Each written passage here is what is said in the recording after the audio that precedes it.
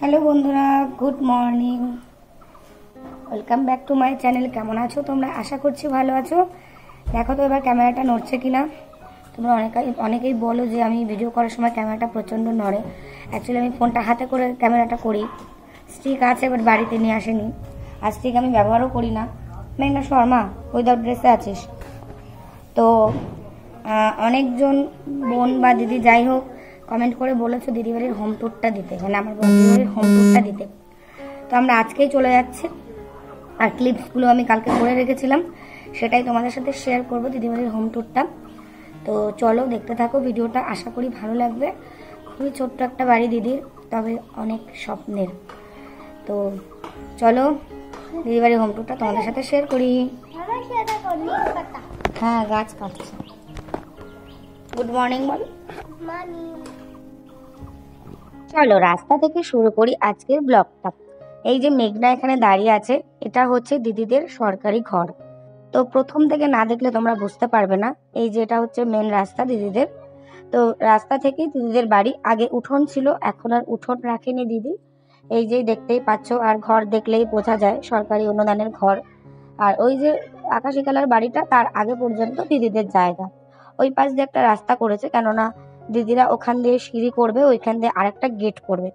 তারপরে এখানে একটা বারান্দা আছে, আর বারান্দার পরে যেখানে বেঞ্চ রাখা আছে, এখানে একটা জানালা আছে। এখানে দিদি ভবিষ্যতে মেশিন রাখবে, দর্জির মেশিন। আর এখানটায় দিদি সিঁড়ি করবে, পরে কলতলা উঠিয়ে দিয়ে সিঁড়ি করবে। আর ওই পাশে একটা গলি রেখেছে, সেটা তোমাদের জানলা দিয়ে দেখাচ্ছি। মিস্ত্রিরা কাজ করেছিল, সেই রাবিশগুলো এখানে পড়ে আছে। এখানে একটা গেট করে দিয়েছে, কেননা সিঁড়ির ঘর হবে ওটা, সেই জন্য বারান্দা থেকে এই একটা গেট। আর এই বারান্দার মধ্যেই একটু এগিয়ে গিয়ে দেখো বাথরুম। বাথরুম আর কি দেখাবো, তবুও অল্প একটু দেখালাম তোমাদের। দিদিদের আগে পুরোনো বাথরুম ছিল, সেগুলো ভেঙে এই ঘরটা করা হয়েছে।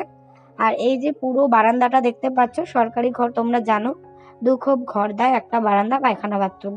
তো দিদি মাঝখানে পার্টিশনটা আর রাখেনি, নিজেরা খরচা করে পার্টিশনটা রাখেনি, বড় বারান্দা রেখেছে। এখানে ডাইনিং রাখবে, সোফা রাখবে ফিউচারে, সেই কারণে। আর এটা হচ্ছে রান্নাঘর। এই যে বারান্দা থেকে উঠে বাথরুম, বাদিকে সোজা বড় বারান্দা। আর বারান্দার বাপাশে হচ্ছে রান্নাঘর। এখানে রান্নাঘরের যা যা করতে হয় সেটিং, সেগুলো পরে করবে। স্ল্যাব, গ্যাস রাখার জন্য সমস্ত কিছু। এখন এটা স্টোর রুমের মতো হয়ে গেছে। সাইকেল, ধোয়া বাসনপত্র, আলনা, জামা কাপড়, টুকিটাকি দরকারি জিনিস, ট্রাঙ্ক, সবকিছু এখন স্টোর রুমের মতো এটা হয়ে গেছে। আর এই দুটো রুম কিন্তু আগেই ছিল। ডান দিকের রুমটা দিদি শ্বশুর শাশুড়ির রুম ছিল, আর বাদিকের রুমটা দিদি বিয়ের পরে, পাখি হওয়ার পরে করেছে, মানে আমার বিয়ের আগে বাদিকের রুমটা করেছে। এই যে দেখতে পাচ্ছ, রাস্তা থেকে উঠেই বারান্দা, জানলার কাছে মেশিন রাখবে। আর এই গোটা বারান্দাটা দিদি নিয়েছে, 2 খোপ ঘর বানিয়ে গোটা বারান্দাটা করেছে। আর এই ঘরটা দিদিরা ব্যবহার করে না, শুধুমাত্র রান্নাঘর কমপ্লিট হয়নি বলে এখানে রান্নাটা করে। আর লোকজন আসলে তখন এই ঘরটা লাগে। কিন্তু এখন দিদির যেহেতু অনেকটা বড় বারান্দা হয়ে গেছে, লোকজন আসলেও অতটা কিন্তু লাগে না। আর লোকজন বলতে আমরাই আসি, আর দিদির ননদদের সবারই কাছে কাছে বাড়ি, ওরা এসে সেরকম একটা থাকে না। আসলেও একদিন হয়তো থেকে পরের দিন চলে যায়। এটা দিদির বেডরুম। ঘরটা করা হয়েছে, প্লাস্টার করা হয়েছে, এখনো রং হয়নি। এখানে একটা ঠাকুরের সিংহাসন রাখা আছে, আর একটা বক্স জানলা। আর জানলার পেছনেই হচ্ছে গলি। আর দিদির বাড়িটা যেখানে, 4টে গলির মাঝে একটা করে বাড়ি, আমি তো গুলিয়েই ফেলি। যাই হোক, বক্স জানলার পাশেই খাট রাখা আছে। কিছুই সাজানো হয়নি ঘর, কেননা নতুন ঘর, সেরকম এখনো রং টংও করা হয়নি। আর এই শোকেসটা দিদি বিয়ের পরে কিনেছিল, নষ্ট হয়ে গেছে শোকেসটা। শোকেসটাও গোছানো নেই, বুঝতেই পারছো, বাচ্চা রয়েছে, মেঘনা রয়েছে, পাখি রয়েছে, সমস্ত এলোমেলো রয়েছে।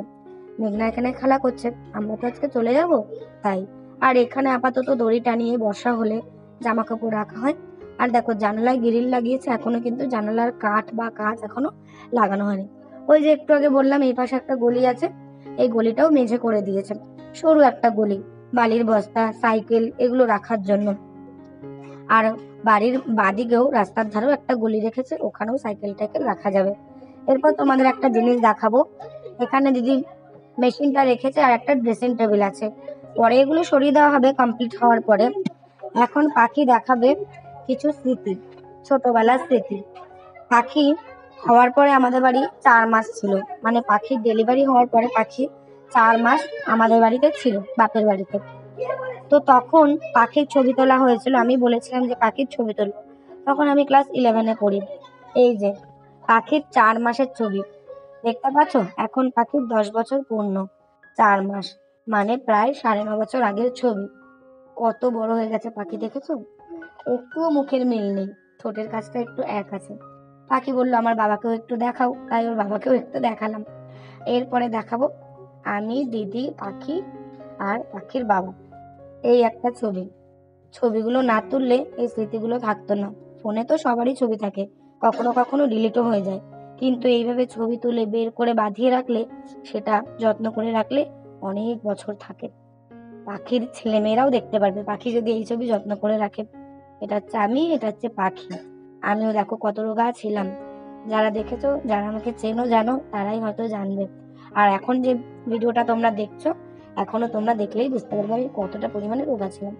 তারপরে আরো একবার এই ঘরটায় এলাম, কেননা ওপরটা তোমাদের দেখানো হয়নি। পিঙ্ক কালারের দেওয়ালটা, পিঙ্ক কালারটা আমার দিদি জামাইবাবু মিলে করেছে। আগে সবুজ কালার ছিল ঘরটা। তো ওপরে কিছু ছবি টবি আছে, জামাইবাবু ছবি আঁকতে খুব ভালোবাসতেন। তো ছবি টবি আঁকা, ওগুলো সব জামাইবাবু নিজের হাতে আঁকা। আর এখানে একটা দেওয়াল আলমারি ছিল, আলমারিটা ভেঙে ফেলেছে, জায়গাটা মানে বেকার আটকে আছে সেই জন্য। আর ওখানে একটা কাঠের ছোট মিটকেসের মতো আছে, বাট ওটা মিটকেস না, আলমারি টাইপের। যাই হোক বন্ধুরা, দিদি তো ছোট্ট একটা বাড়ি, ছোট্ট একটা স্বপ্নের বাড়ি অনেক তিল তিল করে গড়ে তুলেছে। যখন দিদির বিয়ে হয় তখন এই একটা রুমই ছিল, মানে যেই রুমটা এখন আমি ক্লিপটা বানাচ্ছি এই রুমটাই ছিল।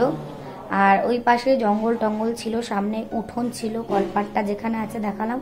ওখানে একটা চালা ছিল, বেড়ার মানে মুলিবাসের বেড়ার একটা চালা ছিল, ওপরে টালি দেওয়া। আর সেখানেই রান্না করা হতো, গ্যাস ট্যাস কিছুই ছিল না তখন। তো সমস্ত কিছুই দিদি আস্তে আস্তে করেছে। আর দিদি শ্বশুর শাশুড়ি তো নেই, গত হয়ে গেছে। আমার মেয়ে হওয়ার পরে দিদির শ্বশুর মারা গেছে, আর আমার বিয়ের 1 মাস আগে আমার দিদির শাশুড়ি মারা গেছে। ওনারা বয়স হয়ে গেছিলো, সেই কারণেই মারা গেছে। তো অনেকটাই বয়স হয়েছে। তো অনেক কষ্ট করে দিদি বাড়িটা করেছে।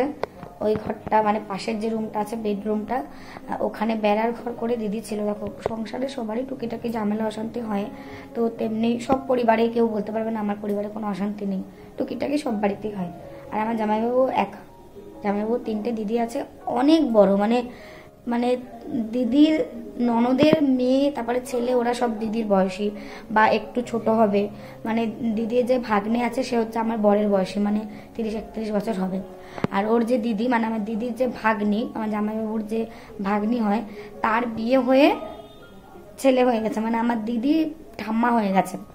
তো এবার বুঝতেই পারছো যে আমার দিদির শ্বশুর শাশুড়িটা অনেকটাই বয়স হয়েছিল, বয়স হয়ে কারণেই মারা গেছে। আর গলা প্রচন্ড ব্যথা, গলা বসে গেছে, কথা বলতে পারছি না, নাকও বন্ধ।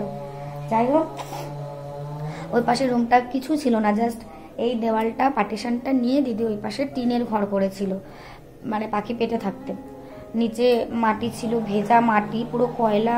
আগের দিনে দেবে উঠোনে দেবে সেই কয়লার ছাইটাই পাওয়া যেত না, কালো মতো, সেরকম টাইপের ছিল।